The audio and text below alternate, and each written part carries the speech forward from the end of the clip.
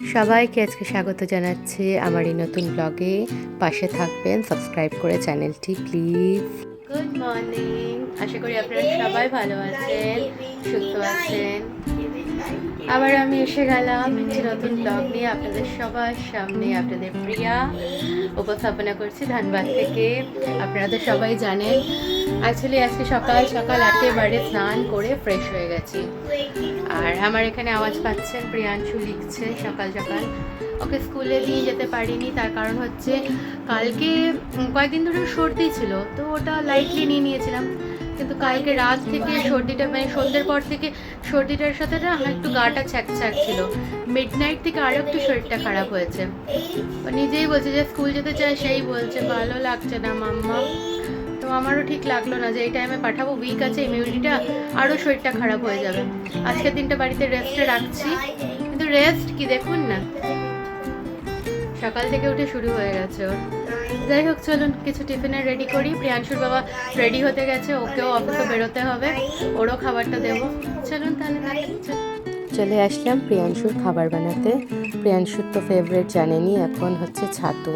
সে ছাতু খাবে। আর শরীর যেহেতু ভালো নেই, বেশি ঘ্যানঘ্যানানি করালে হবে না। বাচ্চা যখন মানে শরীর ভালো থাকে না, তখন সারাক্ষণ মাকে চায়, বাবাকে চায়। তো বাবা নিরুপায়, বাবাকে তো কাজে যেতে হবে। মাও নিরুপায়, মাকে তো কাজ করতে হবে, খাওয়াতে হবে, ওকে রেডি করাতে হবে, সব কিছুই চলবে মায়ের। তো ঠিক আছে, তো সেই জন্য সেই পাশে নিয়েই করছি, কিছু করার নেই, উপায় তো নেই। তাই জন্য ছাতুটা রেডি করে নিই। প্রিয়াংশুর বাবা তো ফ্রেশন আপ হয়ে আছে, আমি একটু কথা বলছি ওর সাথে, আমার সাথে কথা বলছে, আর আমি প্রিয়াংশুর খাবারটা রেডি করে নিচ্ছি, এরপরে খাইয়ে দেবো। নিয়ে এসে গেছি, নিয়ে এসে খাওয়াবো। তো বলছে এসেছে, মানে নাক থেকে এসেছে, তো পরিষ্কার করে দিলাম, এবারে খাইয়ে নিই একটু। তারপর প্রিয়াংশুর বাবা আমাকে বললো যে হ্যাঁ গো খাবার দেবে। আমি বললাম দাঁড়াও যাচ্ছি। তারপর বললো না না, তুমি বাবু যাচ্ছে না, তুমি বাবুর কাছেই থাকো, আসতে হবে না। বললাম না গো, আমি দিচ্ছি। তো আমি বাবুকে খাওয়াতে বসে গেলাম, মানে প্রিয়াংশুকে খাওয়াতে বসে গেল। প্রিয়াংশুকে খাইয়ে নিতে নিতে ওর বাবা গিয়ে নিজের টিফিনটা রেডি হয়ে গিয়ে নিজের টিফিনটা রেডি করে নেবে বললো।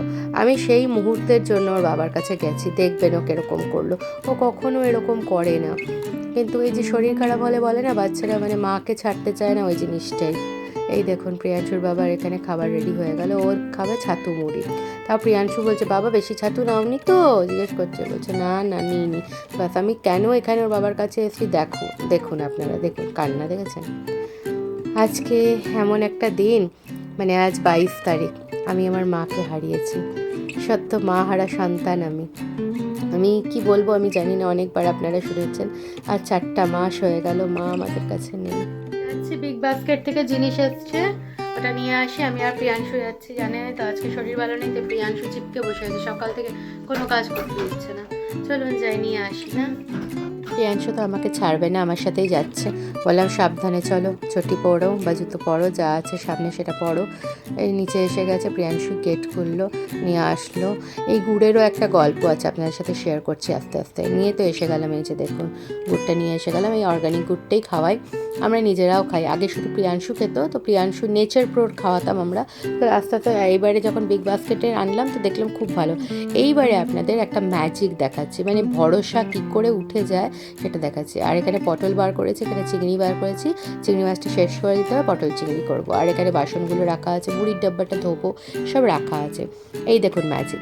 এই যে দাগ দেওয়া যে মানে ডাব্বাটা, আমি ভাবলাম ডাব্বার উপরে ডাব্বা ছিল, তাই জন্য কোনো মতে দাগ হয়েছে, কিন্তু তা নয়। ম্যাজিকটা হচ্ছে, দাঁড়ান আমি খুলছি, একটু টাইট আছে, খুলে দেখুন আপনারা, দেখেছেন কোনো সিল্ড নেই, কিচ্ছু নেই। যেখানে সিল্ড প্যাকেট আসে, তারপরে একটা হোয়াইট কাগজ থাকে, দেখুন এটা সিল্ড আছে, ওটা সিল্ড নেই।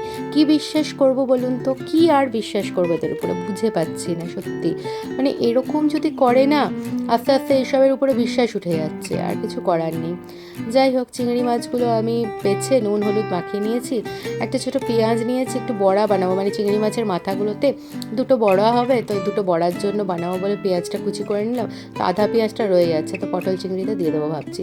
এছাড়া আমি পটল চিংড়িতে পেঁয়াজ দিই না, আজকেই আমি পেঁয়াজটা দেবো ভাবছি। কারণ যেহেতু এক্সট্রা রয়ে যাচ্ছে, আমি আর পেঁয়াজটা রাখবো কিসের জন্য? সেই কাটা সবজি ঠিক না বলে, ওটা থেকে নাকি যে অ্যাসিডটা বেরোয় ওটা ভালো না। আর পেঁয়াজের একটা কেমন গন্ধ হয়েছে, সেই পটলগুলো শুকিয়ে যাচ্ছিলো, জানেন কীরকম শুকিয়ে যাচ্ছে। তো যাই হোক, ওটা আর না পিলার দিয়ে না ওটা ছাড়ানো যাবে না, এই ছুরির সাহায্যে ওর ছালটাকে উঠাতে হবে। আমি তো 3 দিকে একটুখানি করে ছাল ছড়াই না, এই যে এমনি করে পিলার দিয়েই আমার হবে না, তাই জন্য এমনি করে ছালগুলো সরিয়ে নিয়ে ডুবো ডুবো করে কেটে নিচ্ছি। খুব মোটা করে কাটবো না, একটু নর্মালি কাটবো। কেটে নিয়ে আলুটা নিয়ে নিলাম। আলুগুলো মানে এত কম ইউজ হয় না, 2টো আলু বা একটা আলু এমনি করে কত গজ বেরিয়ে গেছে দেখছেন, একটা একটা করে বেরিয়ে গেছে। এবার এগুলোকেও ছাড়িয়ে নেবো সুন্দর করে, বাস এটাকে ছাড়িয়ে নিয়ে ডুবো ডুবো করে কেটে নেবো, রান্নাটা বসাবো।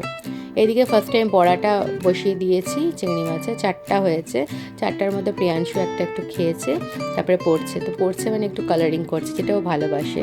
চলুন আবার ডাইরেক্ট আপনাদের রান্নাঘরে নিয়ে এসেছে। বড়া 4টা ভেজে নিয়েছি, আর এখানে হচ্ছে চিংড়ি মাছটাকে নাড়াচাড়া করে নিচ্ছি, দিয়ে দিয়েছি।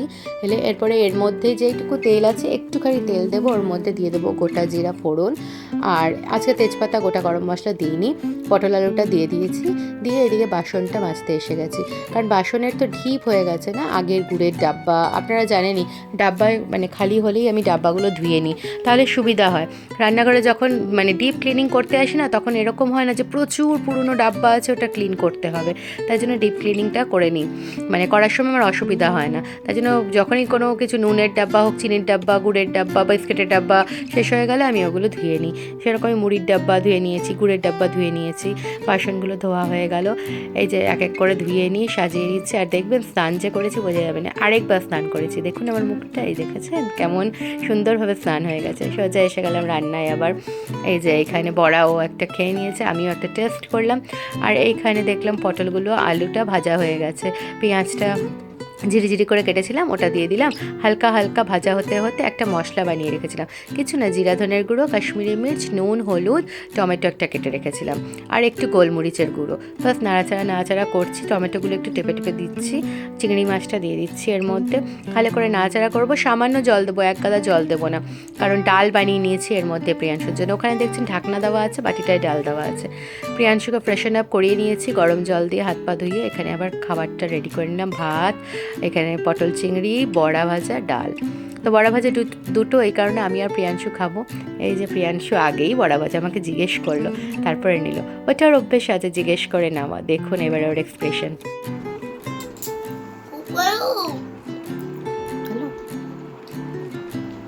এবারে আপনারা এটাও বলবেন, প্রিয়াংশু চিংড়ি মাছের মাথা দিয়ে বড়াটাও খেয়ে নিল।